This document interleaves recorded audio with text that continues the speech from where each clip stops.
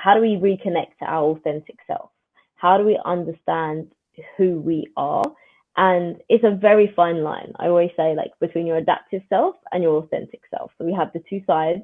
Both are important, both play a purpose. But when your adaptive side, which we need, right? We need to be able to function in society. We need to be able to show up and fit in some ways. Like, it's a human need to connect. It's a human need to be understood and heard and to feel like you belong.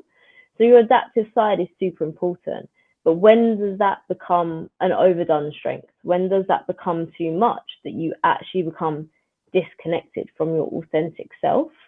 And for me, I think communication has so much nuance to it because no situation is the same. We're dealing with individuals and people who all have their own story. They have their own filter, their own perceptions.